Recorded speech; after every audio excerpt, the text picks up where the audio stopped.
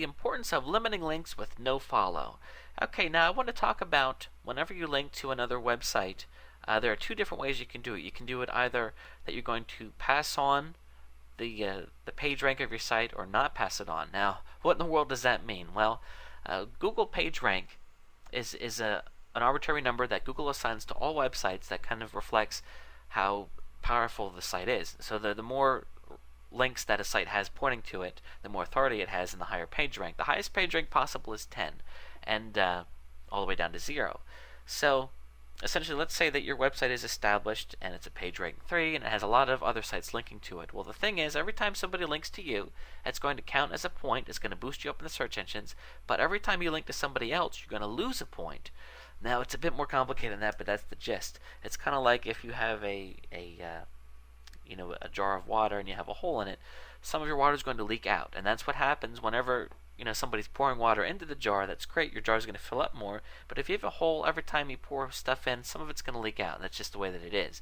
So what can we do to plug those holes? Well, we can create the links to be NoFollow, which means that whenever we actually have a link that goes off of our website, off of our blog, onto another page, we can tell the search engines, and more specifically Google, hey, listen, this link doesn't count. So that means that even though we've linked to somebody, we haven't passed on any of our oomph, any of our website linking power, if that makes sense. If it doesn't make sense, you know what? Just do what I recommend. I guess that's going to make things a little bit more easier. Let's go ahead and look at a post. Let's talk about then an example.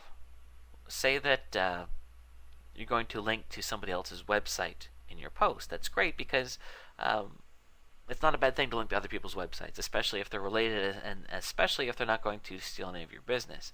So let's say, for example, that I am an embroidered company here, and I'm going to link to a service that the company that designs logos.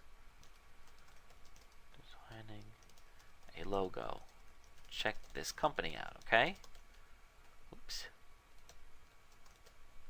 So here I'm going to link to a company that I'm currently working with, and they can design the logos, and then of course I can print them on the hats that I'm making. So I'm going to create this link here. Now I click on this bar here to make a link. Now the first thing I'm going to do is specify that this link open in a new window, because whenever I link to a page on my site, they're going from my site to my site. It makes sense that they would just stay in their current window. But if they're going to be leaving my site, I want it to open up in a new window, because this will allow people then to still stay on my site while visiting another one.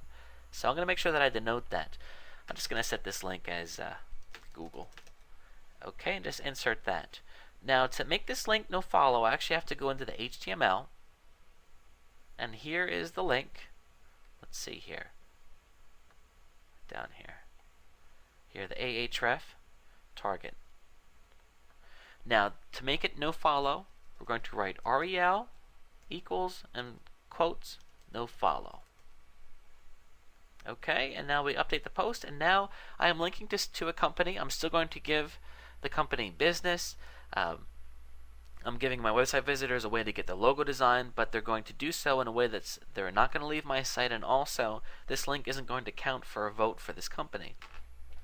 Now this company, they might be a bit disappointed to see that I used NoFollow on this link. So you've got to use it according to your own judgment. A great reason to use a NoFollow link would be if you have a website that's about embroidered hats and you just saw a movie that you loved and you want to make a post about it. Even though it's unrelated to your business, you still make a post about it, and then of course you link to the movie page. So this would be an example of you wouldn't want to, there's no harm in linking to the page. However, I wouldn't want to lose any of my site oomph, so I would go ahead and definitely make that link NoFollow. So in this example, however, I made this link NoFollow, but I may want to reconsider because, say for example, I have a friendly relationship with this company that designs logos, and I refer traffic to them, and then they refer traffic to me, because whenever they design a logo, they say, hey, listen, you can get this printed on a hat by going to this person's site. So I think it would be a better business relationship if my link was not NoFollow, meaning that I would pass on the link juice, and then in return they would pass it on to me. So there's certainly, you want to use this sparingly, but certainly on unrelated links. I know this is a bit confusing, but using NoFollow links can be a way to kind of tighten up your site and not have it leak as much link juice is what SEO people say. However, you want to be careful that you don't offend anybody that you're linking to, because they might be linking back to you also. So keep that in mind, but NoFollow can be a pretty good tool, especially when working with irrelevant links.